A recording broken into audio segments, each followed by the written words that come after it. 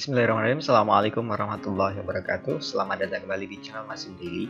Pada video kali ini saya akan menjelaskan pemikiran Gus Dur atau Kiai Haji Abdurrahman Wahid, yaitu tentang Islam kosmopolitan.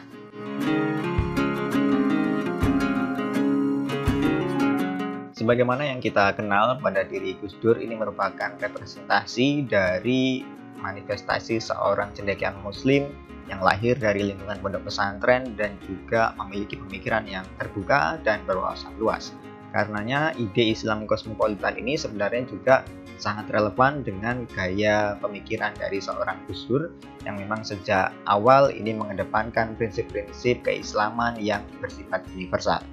Sebenarnya Islam kosmopolitan ini sinergis dengan konsep Islam rahmatan lil alamin ya. Jadi solih fi kulli makanin wa zamanin, artinya selalu unggul kebaikan dan keluhurannya baik itu di segala waktu dan di segala tempat. Ya, jadi Islam itu akan selalu baik di segala tempat, di segala keadaan maupun di segala zaman. Itulah yang disebut dengan rahmatan lil alamin. Ya.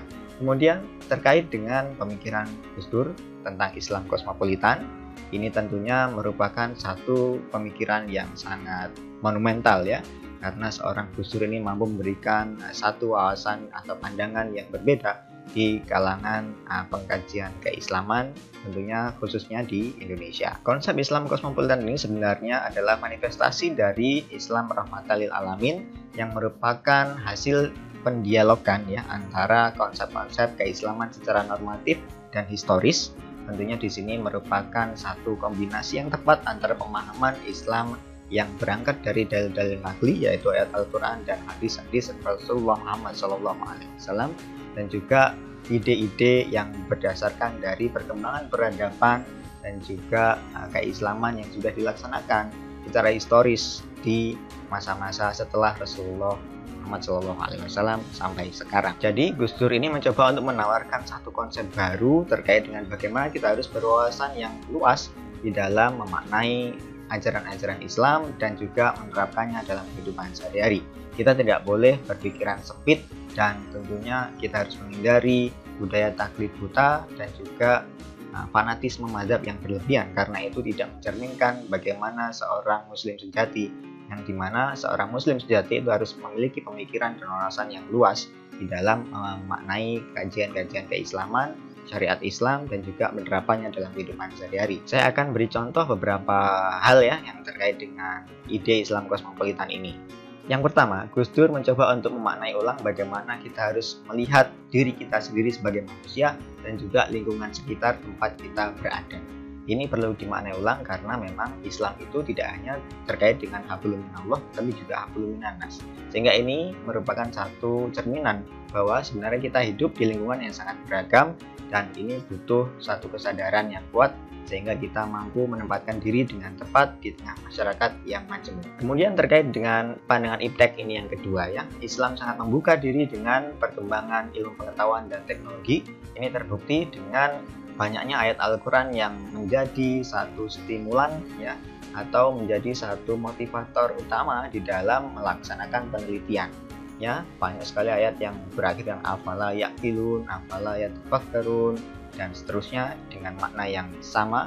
Ini menunjukkan bahwa Islam mengedepankan bagaimana seorang manusia, seorang muslim yang sejati itu harus mengoptimalkan peran akalnya, rasionalitasnya untuk memaknai ayat-ayat Allah yang berupa ayat qauliyah maupun juga ayat-ayat kauniyah yang tersebar di seluruh alam semesta ini. Itulah kenapa Islam sangat membuka diri dengan pengembangan ilmu pengetahuan dan teknologi. Yang ketiga, terkait dengan pandangan ekonomis bermasyarakat. Artinya apa? Di dalam kehidupan bermasyarakat kita tidak hanya mengedepankan nilai-nilai aspek sosial saja, tetapi juga bagaimana nilai-nilai ekonomi sehingga kita mampu memberdayakan umat yang ada di sekitar kita. Itu tujuan utama dari beberapa ibadah yang kita lakukan ya, misalkan saja ibadah zakat. Nah, zakat ini sebenarnya bukan hanya urusan hablum minallah dan juga hablum minannas.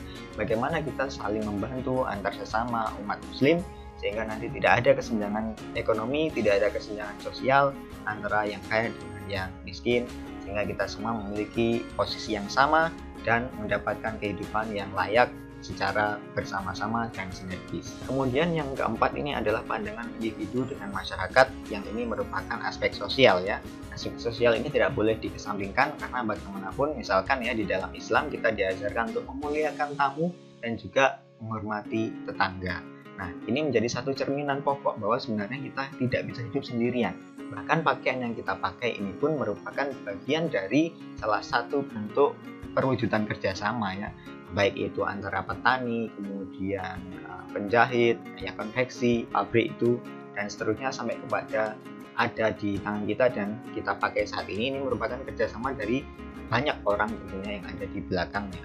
Maka ini adalah cerminan yang tepat bagaimana semestinya kita melaksanakan kehidupan sosial ini. Saling bekerja sama, saling tolong-menolong, saling menghormati, toleransi, itu adalah bagian-bagian inti dari bagaimana kita harus berkehidupan sosial untuk kehidupan sehari-hari kita. Tidak hanya antar sesama muslim, tapi juga seluruh umat manusia.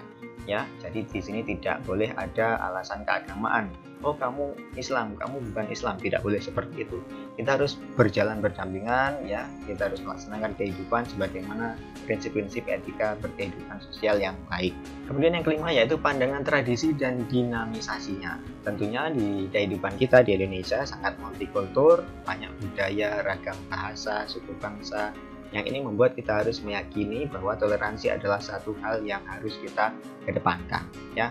Jadi antara produk-produk keagamaan, produk-produk kebudayaan ini sebenarnya menyatu, saling terkoneksi ya, seiring dengan perkembangan peradaban umat Islam terutama di Indonesia.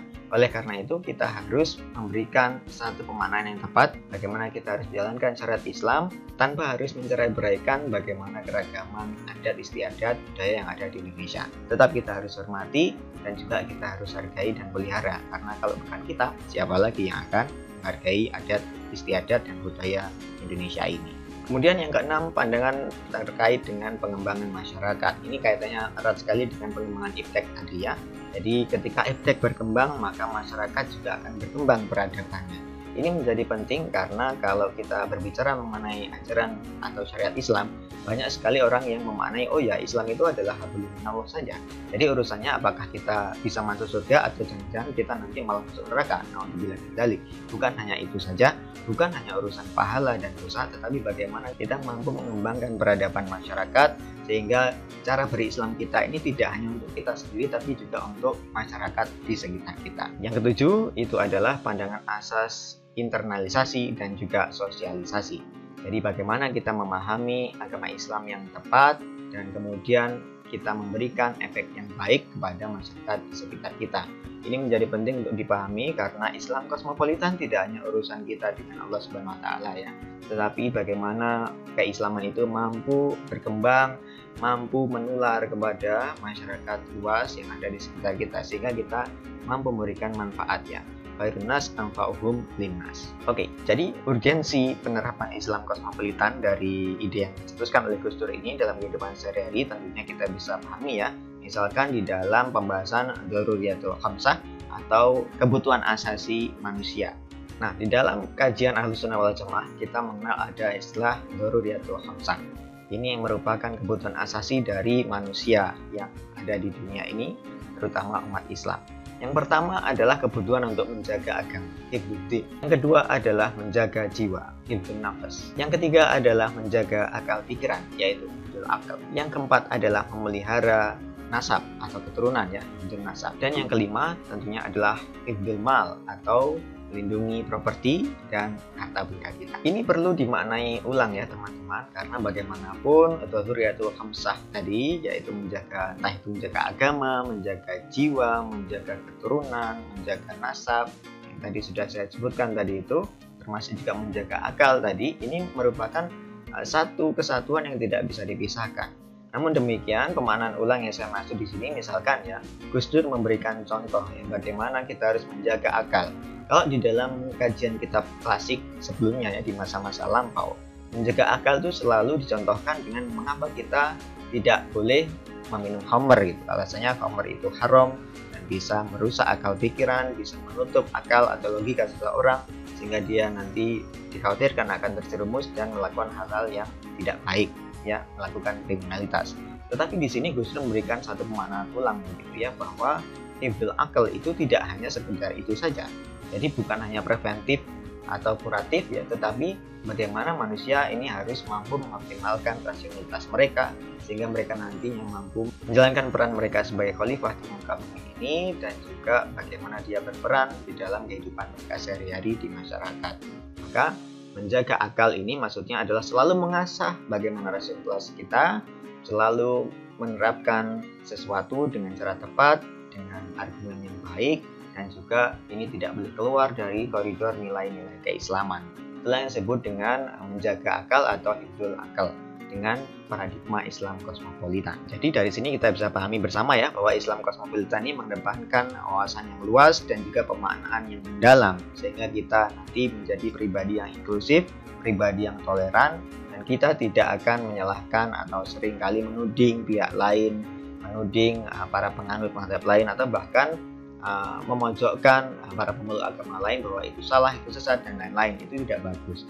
Sehingga Islam kosmopolitan ini harus menjadi satu kesatuan yang mendarah daging dalam diri kita, dan kita akan menemukan satu kebahagiaan yang hakiki ya. Bagaimana kehidupan bertoleransi yang baik di tengah masyarakat yang plural. Itu yang perlu kita kedepankan di dalam memaknai Islam kosmopolitan versi Gus Dur.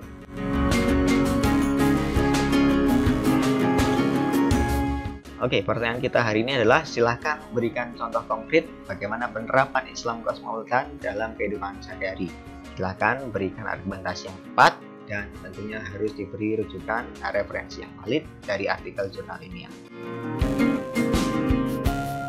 Sementara gitu dulu, terima kasih atas perhatiannya. Kita lanjut diskusi di kelas online kita masing-masing. Tetap keren, tetap semangat, jaga selalu kesehatannya. Wassalamualaikum warahmatullahi wabarakatuh.